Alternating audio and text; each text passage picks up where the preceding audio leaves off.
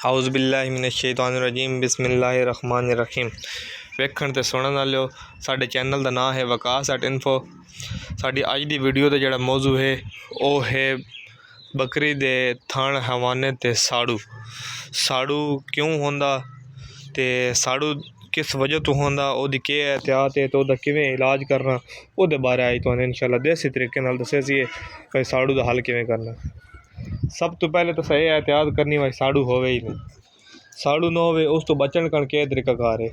साड़ू ज़्यादातर उन्हां बकरियां नूं होंदा ਜਿਹੜੀਆਂ ਦੁੱਧ ਦੀਆਂ ਅੱਛੀਆਂ ਹੁੰਦੀਆਂ ਨੇ, ਮਤਲਬ ਉਹਨਾਂ ਦਾ ਦੁੱਧ ਜ਼ਿਆਦਾ ਹੁੰਦਾ ਹੈ ਅਤੇ ਇਸ ਵਜ੍ਹਾ ਤੋਂ ਉਹਨਾਂ ਨੂੰ ਸਾੜੂ ਦੀ ਸ਼ਿਕਾਇਤ ਹੋ ਜਾਂਦੀ ਹੈ। ਅਤੇ ਜਿਤਨੀ ਜ਼ਿਆਦਾ ਦੁੱਧ ਵਾਲੀ ਬੱਕਰੀ ਹੋ ਸੀ ਨਾ, ਉਹਦੇ ਨਾਲ ਇਤਨਾ ਜ਼ਿਆਦਾ ਮਸਲਾ ਹੋ ਸੀ ਅਤੇ ਉਹਨੂੰ ਉਹਦੇ ਨਾਲ ਜ਼ਿਆਦਾ ਕੰਟਰੋਲ ਕਰਨਾ ਵੀ ਸਾਡੇ ਕੋਲ ਜ਼ਰੂਰੀ ਹੋ ਸੀ। ਅਤੇ ਇਹਨੂੰ ਅਸੀਂ ਕਿਵੇਂ ਕੰਟਰੋਲ ਕਰਨਾ, ਕੁਝ एहतियाती तदबीर न ਉਹ इख्तियार करनियां तो इंशाअल्लाह काफ़ी नालों ज़्यादा जड़ा ना फ़र्क पै वैसी तो इंशाअल्लाह साड़ू ना हो सी। अगर खुदा न खास्ता हो गया तो वो भी इलाज है तो इंशाअल्लाह उहदे नाल उहदा साड़ू ख़त्म हो वैसी। सब तो पहले एहतियाती तदबीर ये है भाई जिहदे नाल साड़ू ना होवे तुसीं क्या करना, खास कर सफाई का खास ख्याल रखना। साड़ू होंदा भी हमेशा गंदगी की वजह तो है। अगर तुहाडे कोल थल्ले जगह है तो उन्होंने तुसीं खुश्क रखना, तो अगर वो खुश्क रखे सो दिन 2-3 दफ़ा सफाई रखे सो तो वो नाल ही तुसीं साड़ू तो बच सकते हो। तो साड़ू ज़्यादातर पता किवें होंदा, जिस टाइम बकरी दे बच्चे दुध पींदे ना या तुसीं बकरी दी चुआई करेंदे हो तो उस तो फौरन 1-2-4 मिनट तो बाद बकरी बह वैंदी है।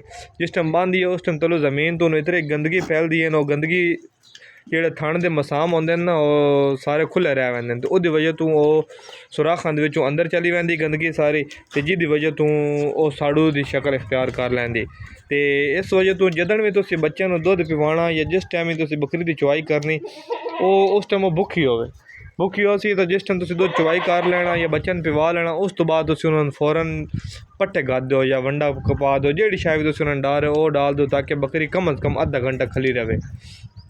ਅਤੇ ਨਾਲ ਤੁਸੀਂ ਉਹਦਾ ਝੋਲਾ ਚਾੜ ਦਿਓ, ਜਿਹੜਾ ਥੈਲਾ ਹੈ ਨਾ ਬੱਕਰੀ ਦਾ ਥੈਲਾ ਉਹ ਤੁਸੀਂ ਚੜਾ ਦੇ ਸੋ, ਅਤੇ ਇੰਸ਼ਾਅੱਲਾ ਇਹਦੇ ਨਾਲ ਹੀ ਜਿਹੜਾ ਤਾਂ ਨਾ ਬੱਕਰੀ ਨੂੰ ਸਾੜੂ ਹੋਵਣ ਦੇ ਜਿਹੜੇ ਹਨ 90% ਚਾਂਸ ਖਤਮ ਹੋ ਵੈਸੇ। ਅਤੇ ਅਗਰ ਜ਼ਿਆਦਾ ਦੁੱਧ ਹੈ ਬੱਕਰੀ ਦਾ ਸ਼ੁਰੂ ਤੁਸੀਂ ਉਹਦੀ ਚੁਆਈ ਦਿਨ 'ਚ 3 ਦਫਾ ਕਰੋ, 3 ਦਫਾ ਬੱਚਿਆਂ ਨੂੰ ਪਿਵਾਓ ਤਾਂ ਕਿ ਵਿੱਚ ਦੁੱਧ ਜ਼ਿਆਦਾ ਦੇਰ ਠਹਿਰੇ ਨਹੀਂ। ਗਰਮੀ ਦੀ ਵਜ੍ਹਾ ਤੋਂ ਹੀ ਜਿਹੜਾ ਤਾਂ ਨਾ ਜਿਸ ਟਾਈਮ ਦੁੱਧ ਹੀਟ ਮਰੇਂਦਾ ਉਸ ਟਾਈਮ ਸਾੜੂ ਹੋ ਜਾਂਦਾ। ਅਤੇ ਇਹ ਚੰਦ एहतियाती भी तदबीर हैं ਤੁਸੀਂ इख्तियार कर लो तो इंशाअल्लाह ਤੁਸੀਂ साड़ू की बीमारी तो बच सकते हो। अगर खुदा न खास हुण साड़ू हो गए तो हुण ਉਹਦਾ इलाज क्या करना। सब तो पहले तुहानूं दा एक ਇਹਦੇ 3 किस्म के इलाज हैं। ਜਿਹੜਾ ਤੁਹਾਨੂੰ ਮੈਂ एक इलाज दस्सन लगा ना देसी इलाज ਇਹਦਾ ਇਹ है भाई ਤੁਸੀਂ सब तो पहले ले लेना देसी थूम ले लेना। देसी थूम ਤੁਸੀਂ ਲੈ ਲੈਣਾ, ਉਹਨੂੰ ਛਿੱਲ ਲੈਣਾ ਅਤੇ ਉਹਨੂੰ ਤੁਸੀਂ ਕੁੱਟ ਲੈਣਾ। ਜਦੋਂ ਤੁਸੀਂ ਉਹਨੂੰ ਕੁੱਟ ਲਿਆ ਸੋ ਉਸ ਤੋਂ ਬਾਅਦ ਤੁਸੀਂ ਉਹਨੂੰ ਕਮ ਅਜ਼ ਕਮ ਇੱਕ ਚਾਹ ਵਾਲਾ ਕੱਪ ਜਿਹੜਾ ਨਹੀਂ ਹੁੰਦਾ ਤਕਰੀਬਨ ਪਾਈਆ 1.5 ਪਾਈਆ ਦੁੱਧ ਦੇ ਵਿੱਚ ਉਹਨੂੰ ਤੁਸੀਂ ਉਹਦੇ ਵਿੱਚ ਡਾਲ ਦੇਣਾ ਥੂਮ ਅਤੇ ਦੁੱਧ। ਉਹਦੇ ਵਿੱਚ ਤੁਸੀਂ 2 ਚਮਚਾ ਘੀ ਦੀਆਂ ਡਾਲਦੀਆਂ, ਦੇਸੀ ਘੀ ਮਿਲ ਵੰਜੇ ਤਾਂ ਜ਼ਬਰਦਸਤ ਹੈ, ਨਹੀਂ ਤਾਂ ਡਾਲਡਾ ਘੀ ਵੀ ਚੱਲ ਵੈਸੇ। 2 ਚਮਚੇ ਇਹ ਪਾ ਦੇਣੀਆਂ। ਉਸ ਤੋਂ ਬਾਅਦ 1 ਚਮਚ ਤੁਸੀਂ ਉਹਦੇ ਵਿੱਚ ਕਾਲੀ ਮਿਰਚ ਪਾ ਦੇਣੀ ਅਤੇ 1 ਚਮਚ ਕਾਲੀ ਜੀਰੀ ਦੀ ਪਾ ਦੇਣੀ। ਇਹਨਾਂ ਨੂੰ ਤੁਸੀਂ ਅੱਛੀ ਤਰ੍ਹਾਂ ਕਾੜ ਲੈਣਾ, ਸਹੀ ਤਰ੍ਹਾਂ ਕਾੜ ਕੇ ਅਤੇ ਫਿਰ ਤੁਸੀਂ ਇਹਨੂੰ ਜਿਹੜਾ ਤਾਂ ਨਾ ਕਾੜ ਕੇ ਚੰਗਾ ਸਹੀ ਇਹਨਾਂ ਦੀ ਜਿਸ ਟਾਈਮ ਖੀਰ ਬਣ ਵੰਜੇ ਉਸ ਤੋਂ ਬਾਅਦ ਤੁਸੀਂ ਠੰਡਾ ਕਰਕੇ ਇਹ ਬੱਚੇ ਪਿਵਾ ਦੇਣੀ ਖੀਰ ਜਿਹੜੀ ਥੋਮ ਦੀ ਬਣੀ ਹੋਣੀ ਨਾ, ਉਹ ਤੁਸੀਂ 3 ਦਿਨ ਲਗਾਤਾਰ ਇਹ ਵਾਲੀ ਖੀਰ ਪਿਵਾਣੀ। ਇੰਸ਼ਾਅੱਲਾ ਉਹਦੇ ਨਾਲ ਇਹਨੂੰ ਕਾਫੀ ਤੋਂ ਜ਼ਿਆਦਾ ਫ਼ਰਕ ਪੈ ਗਿਆ ਸੀ। ਉਸ ਤੋਂ ਬਾਅਦ ਤੁਸੀਂ ਦੁਬਾਰਾ ਇੱਕ ਹੋਰ ਕਿਹੜੀ ਇਹਦਾ ਦੂਆ ਇੱਕ ਇਲਾਜ ਹੈ, ਤੁਸੀਂ ਉਹ ਕਿਹੜਾ ਕਰਨਾ, ਤੁਸੀਂ ਲੈ ਲੈਣੀ ਡੋਡੀ ਮਿਰਚ। ਲਾਲ ਮਿਰਚ ਹੁੰਦੀ ਡੋਡੀ ਬੇਰਨੁਮਾ ਬਣੀ ਹੁੰਦੀ, ਉਹਨੂੰ ਕੁੰਦਰੀ ਵੀ ਆਖਦੇ ਨੇ, ਡੋਡੀ ਮਿਰਚ ਵੀ ਆਖਦੇ ਨੇ। ਅਤੇ ਇਹਦਾ ਜਿਹੜਾ ਹੀ ਤੁਹਾਡੇ ਆਪਣੇ ਇਲਾਕੇ ਜਿਹੜਾ ਹੀ ਨਾਮ ਬੋਲਿਆ ਜਾਂਦਾ ਉਹ ਤੁਸੀਂ ਲੈ ਲੈਣੀ। ਮਜ਼ੀਦ ਮੈਂ ਉਹਦੀ ਤਸਵੀਰ ਵੀ ਲਾ ਦੇ ਸਾਂ। ਉਹ ਤੁਸੀਂ ਮਰਈ ਲੈ ਲੈਣੀ ਕਮ ਅਜ਼ ਕਮ ਉਹਦੇ ਤਕਰੀਬਨ ਵੱਡੀ ਬੱਕਰੀ ਹੈ ਤਾਂ 15 ਦਾਣੇ 15 ਤੋਂ 20 ਦਾਣੇ ਤੁਸੀਂ ਲੈ ਲੈਣੇ।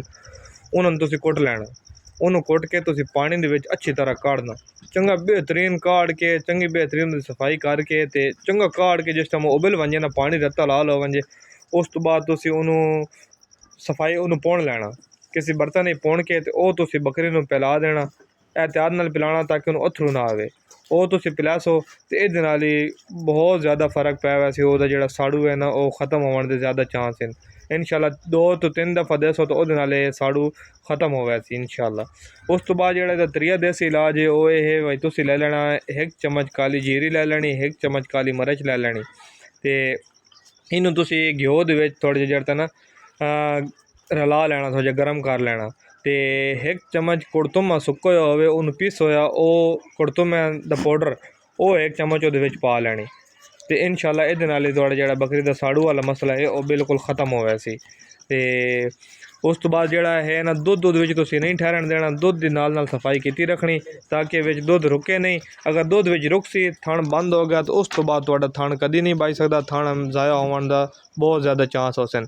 ਦੁੱਧ ਦੇ ਵਿੱਚ ਤੁਸੀਂ ਲਾਜ਼ਮੀ ਸਾਫ਼ ਕਰਨਾ। ਅਗਰ ਸਾੜੂ ਵਿੱਚ ਖੂਨ ਆ ਰਹੇ ਫੁੱਟ ਆ ਰਹੇ ਜੋ ਵੀ ਆ ਰਿਹਾ ਤੁਸੀਂ ਉਹ ਵਿੱਚੋਂ ਬੇਤਰਤੀਬ ਨਾਲ ਵਿੱਚੋਂ ਸਾਫ਼ ਕੀਤੀ ਰੱਖਣਾ।